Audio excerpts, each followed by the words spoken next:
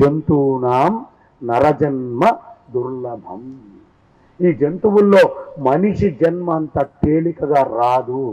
84 లక్షల యోనులుండగా అన్నిటినీ వదిలిపెట్టి ఈ మానవ శరీరం నీకు వచ్చిందంటే ప్రతివాడికి తెలుసుగా మానవ శరీరం ఎంత గొప్పదో.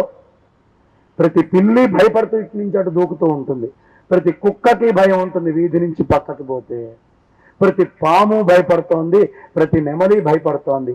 ఆహార నిద్ర భయ మైథునాని ఈ 4 జంతువులకి మనిషికి కూడా సమానమే. కానీ మనిషికి ఈ 4టిని దాటి ఇందాక గురువు గారు చెప్పినటువంటి వివేకము అనేటటువంటిది ఒకటి ప్రత్యేకంగా ఇచ్చి అందులోనూ చూడామణిని ధరించగలిగేటటువంటి శక్తినిచ్చాడు పరమాత్మ ఈ మానవ ఉపాధికి. అందుకని జంతువునాం నరజన్మ దుర్లభం. అలాంటి ఈ మహత్తరమైనటువంటి మానవ జన్మని దేనికి వినియోగించాలి? దేనికి వినియోగించాలి? తత్ త్వం అసి, నేను అది ఒకటే అయి ఉన్నాను అనే సత్యాన్ని సాధించడానికి ఉపయోగించాలి. కానీ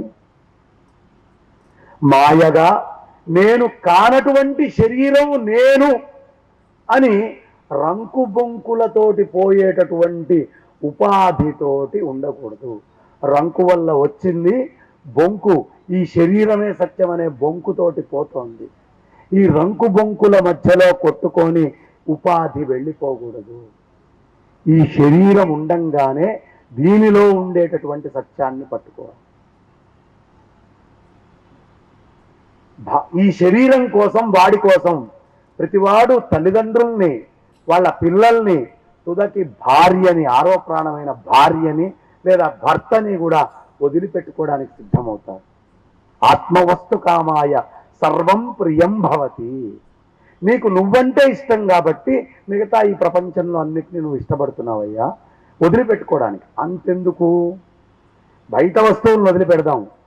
నాయనా నీకు షుగరు ఇక్కడ కుళ్ళింది, ఈ చెయ్యి ఇక్కడ దాకా తీస్తే తప్ప నువ్వు బతకవు, ఈ కాలు ఇక్కడ దాకా తీస్తే తప్ప నువ్వు బతకవు, ఇదిగో ఈ గొంతులో గొట్టం వేస్తే తప్ప బతకవు, ఓ పేస్ మేకర్ పెడితే తప్ప బతకవు, నీ ఎముక పైన ఒక రాడ్ వేస్తే తప్ప నువ్వు ఉపాధి లాభం లేదు అంటే పర్వాలేదండి, చెయ్యి కోసినా పర్లేదు, నేనుండాలి. నేను అనేది ప్రతివాడు కోరుకుండేది. ఎలా ఉండాలి అంటే ఈ ఉపాధి మీద ప్రేమని పక్కన పెట్టి నీ నిజతత్వమైనటువంటి నువ్వుగా ఉండాలి అని చెప్తూ ఉన్నారు మనకి. ఆ నిజతత్వమైనటువంటి నువ్వుగా ఎలా ఉండాలి అంటే ఈ శరీరం ఏమిటో తెలియాలి. ఏమిటి ఈ శరీరం? అమేత్రియపూర్ణ క్రిమిజాల సంకులం స్వభావ దుర్గంధం అశేషమద్భుతం కళేబరం మూత్రపురీష భాజనం రమంతి మూఢాః విరమంతి పండితాః. శరీరం ఏమిటి ఒక్కసారి విచికిత్స చేసుకుందాం. ఈ శరీరం మోక్షానికి అవసరం. ఈ శరీరమే నేను అనుకోవడానికి కాదు, ఈ శరీరమే సర్వస్వం అనుకోవడానికి కాదు. శరీరము సర్వస్వం అని కనుక నువ్వు అనుకుంటే ఇందులో నిజతత్వం తెలుసుకోకుండా ఈ శరీరమే నేను అని బతకాలని నువ్వు అనుకుంటే ఏమిటి ఈ శరీరం? అమేధ్యపూర్ణ, చీము, నెత్తురు, ఎముకలు, మాంసము, గోళ్ళు, వెంట్రుకలు, చర్మము ఇలాంటి వాటితోటేగా నిండి ఉంది. అమేధ్యపూర్ణ. చాలా బాగున్నామని ఎవడైనా అన్నాడు అనుకోండి, చర్మం తీసి వాడి చేతిలో పెట్టండి, పక్కన బారేస్తాడు. ఓ ఎముక తీసి వాడి చేతిలో పెట్టండి, వెంటనే బారేస్తాడు. అంత మాంసం తీసి వాడి పక్కన పెట్టండి, వెంటనే బారేస్తాడు. అన్ని వెంట్రుకలు, నీ జుట్టు బాగుంది అన్నవాడికి అన్ని వెంట్రుకలు కోసి చేతిలో పెట్టండి, క్షణంలో బారేస్తాడు. అమేధ్యపూర్ణ క్రిమిజాల సంకులం. కొన్ని కోట్ల క్రిములు ఈ ఉపాధి మీద తిరుగుతూ ఉన్నాయి. మైక్రోస్కోప్లో చూస్తే అన్నం తినడెవడు. ఎప్పుడు చెప్పారు? 1000 సంవత్సరాల క్రితం చెప్పారు. క్రిమిజాల సంకులం ఏమిటయ్యా? స్వభావ దుర్గంధం అశేషం అద్భుతం. ఎప్పుడూ దుర్గంధం వస్తూనే ఉంటుంది ఈ శరీరం.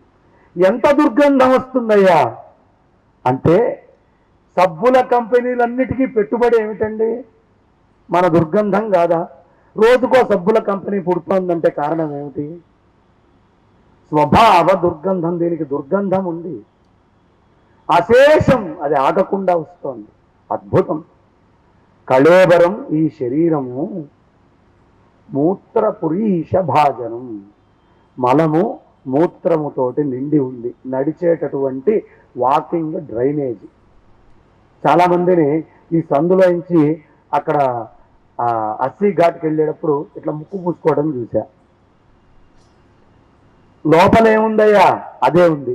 లోపల దాన్ని నీ ముక్కు పసిగట్టట్లేదు కాబట్టి బతికి బట్టగట్టి బయటపడ్డావు. అది గనక పసిగడితే నువ్వు ముక్కు మూసుకోవడమే సత్యం అనుకుంటే ఇక లేవు మరుక్షణం, ఉత్తర నిమిషంలో నువ్వు ఉండవు.